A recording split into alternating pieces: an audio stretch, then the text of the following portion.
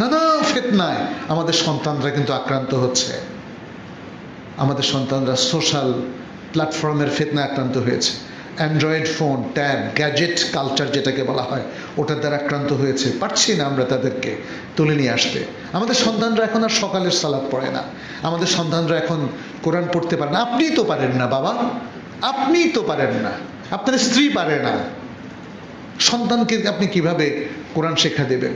কোরআনের সাথে কোরআনের অর্থটাও জানতে হবে, তাই না? যেহেতু আমরা অনারব, আমাদের কোরআনের অর্থটা জানতে হবে, কোরআনের মেসেজ। আমি ডক্টর মোহাম্মদ শাইবানি, মদিনা ইউনিভার্সিটির একজন প্রখ্যাত প্রফেসর, তাকে জিজ্ঞেস করেছিলাম, ওস্তাদ এই যে অনেকেই কোরআন হাদিস মুখস্থ করে কিন্তু তাদের মধ্যে সুন্দর আখলাক পাচ্ছি না, হোয়াটস দ্য রিজন?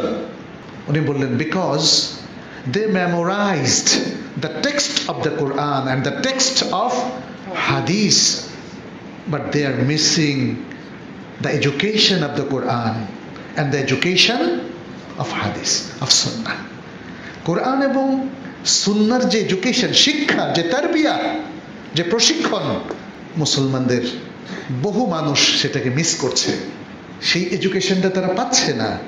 ফলে এডুকেশনটা না পেলে এটা তো তাবিজের মতো কাজ করবে। আর তাবিজটা কি আসলে অথেন্টিক কিছু? অথেন্টিক কিছু না।